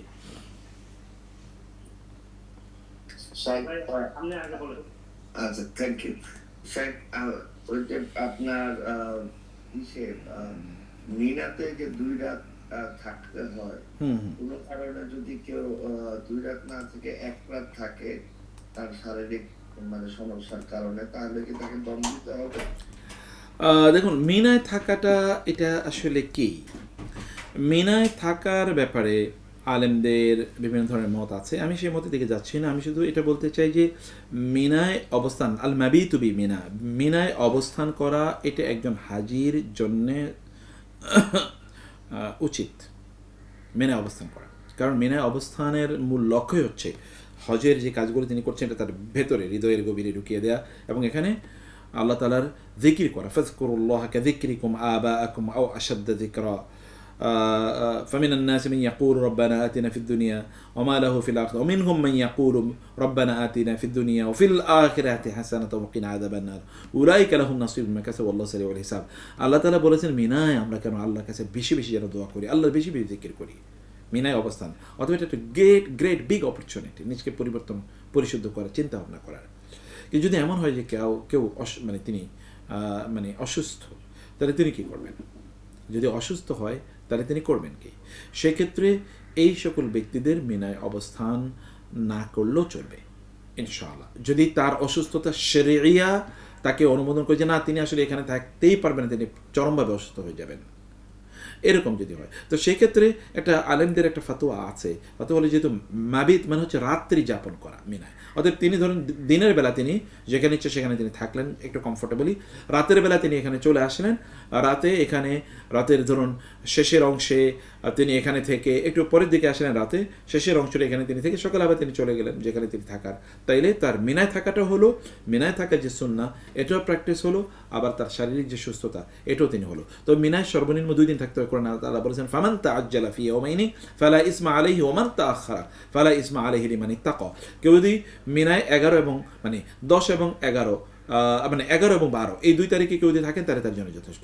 কেউ যদি চান না 11, 12 এবং 13 এই 3 দিন তিনি থাকবেন তাহলেও তিনি থাকতে পারেন। অতএব 3 দিন মিনায় থাকা অথবা 2 দিন থাকা এটা তার জন্য জায়েজ ইনশাআল্লাহ। জি, তারপরে প্রশ্ন। বারাকাল্লাহ ফিক। জি, আসসালামু আলাইকুম শেখ, আপনি বলছিলেন, আমি ভালো করে খেয়াল করিনি বিষয়টা, এটা হচ্ছে আমরা বাংলাদেশ থেকে এয়ারপোর্টে ওঠার আগে আমরা ইহরাম কাপড় পরবো, কিন্তু নিয়ত করবো মিকাতের আগে গিয়ে। জি, কিন্তু আমরা জেদ্দা হয়ে মক্কাতে পৌঁছার পরে একটু রেস্ট নেব এবং আমরা উমরা করতে যাবো। তো রেস্টের সময় যদি কেউ গোসল করতে চায়, আমরা সেরাবিন কাপড় পরে গোসল করবো, তারপরে আবার কি ইহরামের কাপড়টা পরবো, এটা কি হবে কিনা? হ্যাঁ, এহরামের কাপড় পরে তো গোসল করবেন। মানে এহরামের তো আপনার তো আর এক সেট কাপড় তো আর আপনি নিচ্ছেন না, আপনি তো কাপড় তো নিচ্ছেন কি, আপনি আরো সেট কাপড় নিচ্ছেন না, আপনি তো কয়েক সেট নিচ্ছেন, এহরামের কয়েকটা সেট নিচ্ছেন। তো আপনি যে সেটটা আছে ওই সেটটা পরে গোসল করে এরপরে ওইখানেই মানে ওই ওয়াশরুমে আপনি ওইখানে ঝুলে রাখবেন, এটা এমনি শুকিয়ে যাবে। এরপরে ওইখানে ওই ওয়াশরুমে আপনি আরেকটা সেট পরে নেবেন। কিন্তু এরকম করবেন না যে ওয়াশরুমে থেকে বের হওয়ার সময় লুঙ্গি পরে বের হলাম, এরপর আবার এহরামের কাপড় পরলাম, তাহলে হবে না। ওইখানে ওই ওয়াশরুমে আপনি চেঞ্জ করে এহরামের কাপড় আরেকটা নিয়ে ওইটা পরে নেবেন, অথবা ওই এহরামের কাপড়টা ঝুলিয়ে রেখে গোসল করে এরপরে আপনি ওই এহরামের কাপড় পরে বের হবেন, সমস্যা নেই ইনশাআল্লাহ। বুঝতে পেরেছি?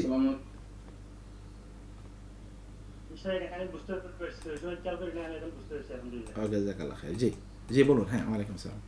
আসসালামু আলাইকুম। ওয়ালাইকুম আসসালাম। জি, আমি একটা প্রশ্ন করতে চাচ্ছি, সেটা হলো যে তাওয়াফে কুদুম করার পরে সাই করে আমরা যদি হালাল না হয়ে পুনরায় মাথা ফেসে আবার একটু নফল তাওয়াফ করি, এটা কি বৈধ বা উত্তম হবে কিনা? এটি মানে উত্তম পদ্ধতি না, এটি উত্তম পদ্ধতি না। উত্তম পদ্ধতি হচ্ছে রাসূল সাল্লাল্লাহু আলাইহি ওয়াসাল্লাম যা করেছেন, আপনি তাওয়াফ নফল তাওয়াফ করবেন পরে, কিন্তু যেই সিস্টেম আপনাকে হালাল হয়ে যাওয়া দরকার সিস্টেম, এটা করলে যে অন্যায় হবে তা কিন্তু না, কিন্তু এটা উত্তম পদ্ধতি না। কারণ পদ্ধতি হলো আপনার তাওয়াফ করলেন, সাই করলেন, তারপরে কাজটা কি চুল হালাক করে হালাল হয়ে যাওয়া, এরপরে আপনি গিয়ে যাবেন পবিত্র হবেন। কারণ বাইতুল্লাহ ঢোকার আগে পবিত্র হয়ে নেওয়া সুন্নাহ। এই যেমন আমরা বললাম, এই যে মাত্র বললাম, আমরা যখন মক্কায় যাবো ইনশাআল্লাহ তখন আমরা কিন্তু হোটেলে আগে ঢুকবো, ঢুকে আমরা বলবো যে আপনি একটু পবিত্র, একটু ফ্রেশ হয়ে নেন, কারণ আপনার আল্লাহর ঘরে যাচ্ছেন, আল্লাহর ঘরে যাওয়ার আগে কি হওয়া দরকার, ফ্রেশ হওয়া দরকার। খুযু যিনাতাকুম ইনদা কুল্লি মসজিদিন কোরআনে এসছে। আবার এছাড়াও রাসূলুল্লাহ সাল্লাল্লাহু আলাইহি ওয়াসাল্লাম তো মানে জুমাবারে আমরা যেন গোসল করে যে এটা ফরজ করে দিয়েছেন। কারণ কি? কারণ হচ্ছে ওইখানে যারা যাবে তারা যেন আমাদের শরীরের গন্ধে যেন কষ্ট না পায়, সে কারণে আমাদেরকে একটু পবিত্র হয়ে আমরা যাওয়া উচিত। অতএব হোটেলে আমরা যাব, পবিত্র হয়ে যাবো। সে কারণে আমরা যখন হজ বা ওমরা মানে যখন আমরা তাওয়াফ বা সাই করবো তখন কিন্তু প্রচুর পরিমাণ কষ্ট হবে। এরপরে আবারই মাথা মুন্ডন করে যে চুল এলোমেলো অবস্থায় বা ধরুন এখন চুল বিভিন্ন জায়গায় পড়ে আছে ইত্যাদি অবস্থায় আবার যখন আমরা তাওয়াফ করতে যাব তখন আমাদের কি হয় ঘটনাটা, তখন কিন্তু আমরা ওই যে দুটো কাজ করি। একটা হলো যে যারা ফরজ তাওয়াফ করতে যাচ্ছে তাদের জন্য একটা ভিড় তৈরি করে দিই আমরা, কারণ আমাদের কিন্তু তাওয়াফ তো শেষ, অর্থাৎ আমরা একটা ভিড় তৈরি করি, তাদের জন্য কষ্টের কারণ ঘটাই আমরা। 2 নম্বর বিষয় হচ্ছে যে একটু পবিত্র হয়ে যে পরে আমরা যাবো, এটা আমরা করি না, তখন তো সম্ভব হয় না, তাই না? সেই কারণে এগুলো এটা আবার তখন সম্ভব হয় না। এরপর কেউ যদি করতে চায় মানে এটা করা উত্তম না আর কি পদ্ধতিটা। আচ্ছা শেখ, আরেকটা প্রশ্ন হলো যে হাজরে আসওয়াদে চুমু দেওয়ার নিয়ত আছে, কিন্তু অত্যাধিক ভিড়ের কারণে যদি দিতে না পারি তাহলে চুমু দেওয়ার যে ফজিলত বর্ণনা হয়েছে ওটা কি পাওয়া যাবে কিনা? না, যদি অত্যধিক ভিড়ের কারণে কেউ চুমা দিতে গিয়েছে তখন তিনি তো সওয়াবের পরিবর্তে গুনার অধিকারী হবেন। কিভাবে? যেমন ধরুন আপনি যখন ভিড়ের কারণে ওইখানে যাচ্ছেন তখন আপনি মানুষের গুতা দেবেন, ধাক্কাধাক্কি করবেন, মানুষের কষ্টের কারণ হবেন, এটা হারাম। আবার ওইখানে অনেক মহিলারাও যাচ্ছে, তাদের শরীরের সাথে তখন ধাক্কাধাক্কি হবে, এই দুটোই হারাম কাজ। ইয়েতে হাজার আসওয়াদে চুমা দেওয়া এটা ফরজ ওয়াজিব কাজের অন্তর্ভুক্ত না। আর এটা কেউ যদি না করে তাহলে হজ করলে তার গুনাহ মাফ হয়ে যাবে না? আল্লাহ যদি তার হজ কবুল করে নেন এমনি গুনাহ মাফ হয়ে যাবে। হাজার আসওয়াদ না ধরলেও তার গুনাহ মাফ হয়ে যাবে। হাজার আসওয়াদের স্পর্শ করা অথবা সেটা চুম্বন করা এটা সুন্নাহ কাজ, রাসূল সাল্লাল্লাহু আলাইহি ওয়াসাল্লাম এটি করেছেন। কিন্তু এটা যদি কেউ না করে তাইলেও ওই আরাফাতের ময়দানে উপস্থিতি হজের কার্যকলাপগুলো সঠিকভাবে করার কারণে আল্লাহ তাআলা তার সব গুনাহ মাফ করে দেবেন। রাসূল সাল্লাল্লাহু আলাইহি ওয়াসাল্লাম বরং ওমর রাদিয়াল্লাহু তাআলাকে নিষেধ করেছেন, ওমর তুমি ইন্নাকা কাওয়িয়ুন, তুমি খুবই শক্তিশালী, মানুষরা খুবই দুর্বল, তুমি সেখানে ভিড় করতে গিয়ে মানুষের কষ্ট দিও না। অতএব ওইটি করা সুন্নাহ সম্মতই না। অনেকে ধাক্কাধাক্কি করে মানে মারামারি করে তারপরে এসে বলে করছি, তাতে কি হয়েছে? হাজার আসওয়াদে চুমু দিলেই যদি সব জান্নাতুল ফেরদৌসে চলে যেত তাহলে আবু জাহেল আবু লাহাবরাও যাইতো। তারা হাজার আসওয়াদে চুমু দেয় নাই, সব সময় দিত, কারণ তাদের সামনেই তো হাজার আসওয়াদ উন্মুক্ত। জি, আরেকটা ছোট প্রশ্ন হলো, তাওয়াফ সাই করার পরে ট্রিমার দিয়ে নিজের চুল নিজে কি কেটে হালাল হওয়া যাবে? কোনো সমস্যা নেই, ইনশাআল্লাহ হতে পারবে ইনশাআল্লাহ। জি, জাযাকুমুল্লাহ খাইর। তাও থেকে পরবর্তী হজ সমাপন পর্যন্ত আমাদের সাজানো আছে, পরবর্তী সেশনে আপনারা ক্লিয়ার হবে। তারপর সেশনটা কমপ্লিট করলে ইনশাআল্লাহ আপনাদের হজ উমরা যাবতীয় যে কোনো বিষয় আপনারা নিজেরাই ক্লিয়ার করবেন, কাউকে আর জিজ্ঞাসা করা লাগবে না। তাহলে পরবর্তী সেশনে অংশগ্রহণ করবেন ইনশাআল্লাহ। আচ্ছা, এটা বলছি এর প্রশ্ন আসে। জি বলেন। প্রশ্নটা হলো যে যদি দম দেওয়ার ইস্যু চলে আসে, দম কতদিনের মধ্যে দিতে হয় এবং এটা কি হারাম এরিয়ার ভিতরে দিতে হয়? জি জি, দম এটা মক্কায় দিতে হবে, মক্কার বাইরে দম দেওয়া যাবে না। মক্কা এবং মক্কার বাইরে, মক্কার অধিবাসীদের বা মক্কায় যারা গরিব তাদের মাঝে এটাকে ডিস্ট্রিবিউশন করে দিতে হবে। এর কোনো নির্ধারিত সময় নাই, মক্কায় থাকা অবস্থায় দিতে হবে আর কি। আচ্ছা, ধন্যবাদ। পরবর্তী সেশনে বাকিগুলো আমরা শিখে নেব ইনশাআল্লাহ।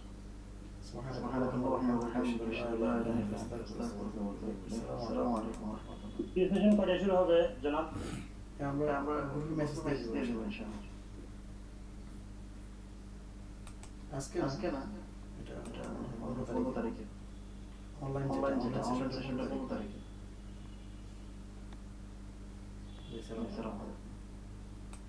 আসসালামু আলাইকুম। আল-সুন্নাহ ট্রাভেলস সম্পূর্ণ শরিয়া মোতাবেক অভিজ্ঞ মুআল্লিম দ্বারা পরিচালিত মহান আল্লাহর মেহমান হাজীদের সর্বোত্তম সেবাই আমাদের অঙ্গীকার। আল্লাহর সন্তুষ্টি অর্জন করার জন্য আমানতদারিতার সাথে আল্লাহর ঘরের মেহমানদের আমরা সর্বোচ্চ সেবা প্রদান করার চেষ্টা করে থাকি। উমরা ও হজ পালনের নির্ভরযোগ্য প্রতিষ্ঠান আল-সুন্নাহ ট্রাভেলস।